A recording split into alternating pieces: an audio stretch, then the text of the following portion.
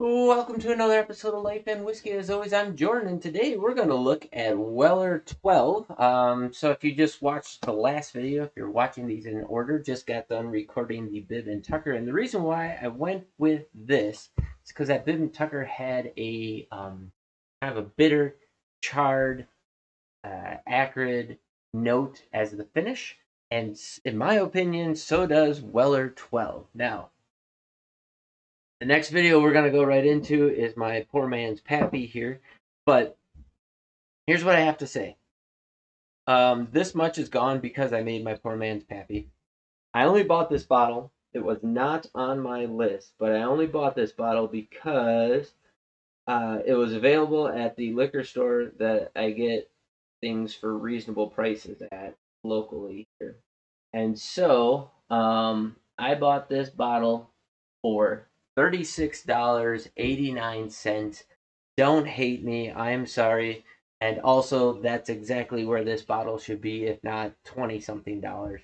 Yes, it's 12 years old, but my God, is this probably the worst of the Weller lineup. This goes behind the special reserve at 23 or $28 or whatever. I would say the Foolproof is probably my favorite of the Weller lineup.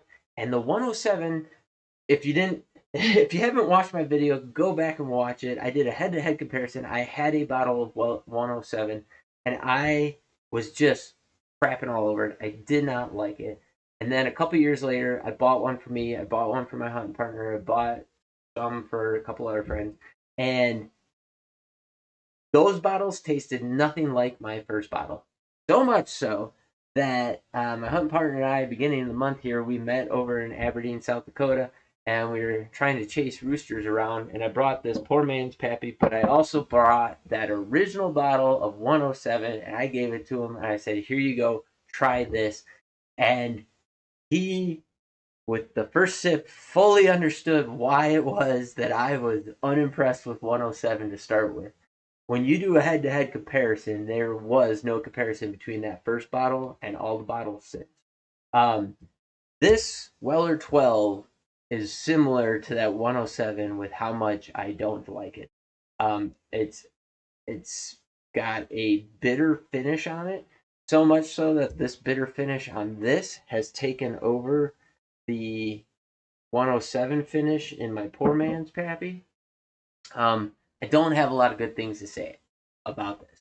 However, what I can say was that it was $36.69. So I'm not butthurt about it. I am not tore up about it. I go, okay, it was $36, womp womp, not that awesome. For a 12-year-old bourbon, I did have higher hopes and greater expectations.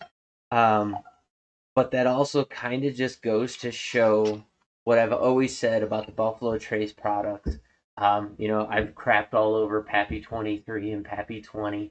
The older it is, the less good it is. Like the Van Winkle line, the 10, the 12, and maybe the 15, that's where it should stop. Like those are pretty darn good. I like those a lot. Um, the antique collection's awesome. I have not had like the super aged um, Eagle Rare 18 and some of those other things. But to me, those Buffalo Trace products, once you get between that 12 to 15 year range, now you're kind of rolling the dice as to whether it's over oaked or not, in my opinion. And in this case, this Weller comes out over oak. And since this is similar to the Pappy and the Van Winkle lines, that's when Weller 12 became kind of unobtainium for most people, was when they're told that it's basically the same thing. If this particular bottle was what was becoming the Pappy and stuff, you'd never get me to buy Pappy ever. And that's all on the flavor profile. So let's dive into this bottle and see where it goes. Like I said, for $36, I was like, all right, I'll buy it because yeah, when else am I gonna get a Weller 12 even for any price, let alone $36? So on the nose, it smells light. Sorry, this is ringing in at 90 proof also. But it smells light, fruity, apple. My furnace just kicked on, so hopefully that's not going to drown out in my audio. I just took me, I don't know, 20 minutes of screwing around down here to get my video and my audio and everything else to start working. So hopefully my audio and my video are quasi good at this moment. But yeah, been a while, I guess.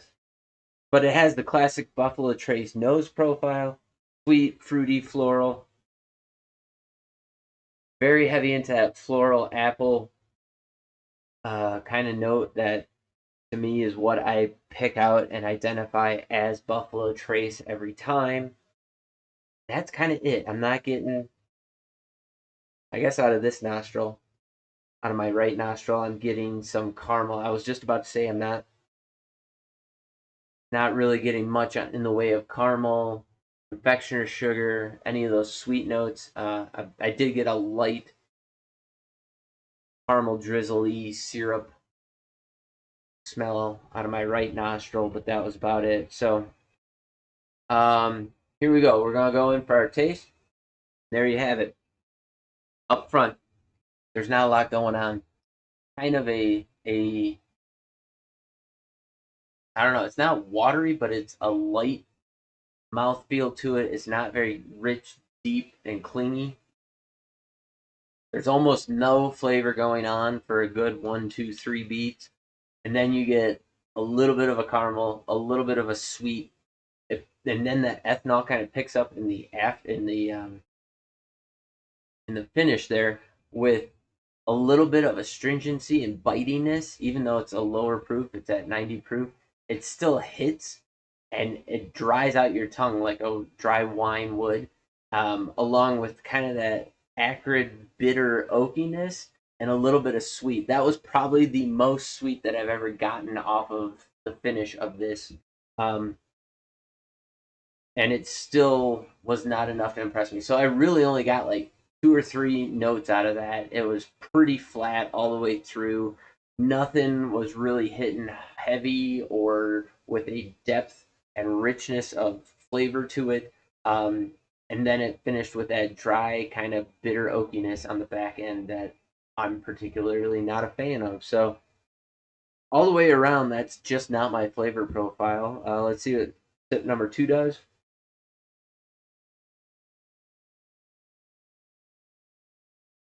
Okay, tip number 2, a little bit better. We got more of the fruit, that apple caramel, a little bit of cherry in there. Cherry is pretty tamped down, but still, it was like nothing, nothing, nothing. Then a little bit of that, and then the proof and the bitterness just kind of rounded out at the back end. There was a little hint of confectioner sugar at the tail end of those sweeter notes. But I mean, that flavor profile moved quick from like nothing, nothing, nothing to very small, 3, 4 note, quick, sweet, and then a bitter finish. Um, yeah, it's just not my jam. So there you go.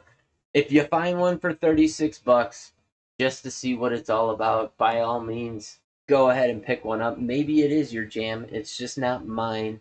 I would much rather buy the 107s, even though the 107s are more expensive. The last one I paid $55 for a 107. But hey, it's higher proof. I don't know what the age is on those 107s, but it doesn't matter. It tastes better. Age is not everything. And so that's my 2 cents on the Weller. And then the Weller 12, we're going to go next into my poor man's Pappy. Now, this is not a thing that you buy, but, we'll give you the recipe and we'll go from there. So, Weller 12, there you go. Drop a comment down below if you think I'm off my rocker or, you got something to say about it. Let me hear it. I'd love to hear what you have to say about it.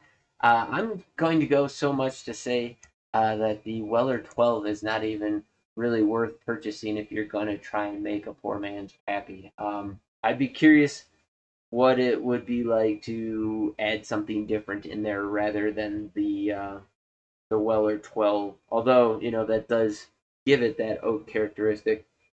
I can think of a couple other whiskeys, mainly Wyoming whiskeys, that I'd rather put in there to blend it, which then would not make it to be a Pappy replica or I don't know, homage or anything like that. It would be its own thing, but it would be better. That's the important thing when it comes to whiskey, in my opinion. So there you go. Drop in the comments down below. Like, comment, subscribe if you haven't. Let me know what I'm missing on this or what you can find it for in your area. Forgot to say that in the last video. Because I do like to put prices down below that people can kind of look around the country and see what they are able to find stuff for. Wyoming is not the haven of cheap whiskey or even whiskey for that matter. It's hard to find stuff here. Very limited. I can't even find New Riff here in Wyoming. So there you go. Thanks for watching. You guys have yourselves a great day, and we'll catch you in the next video where we're doing Poor Man's Pappy. Have a good one.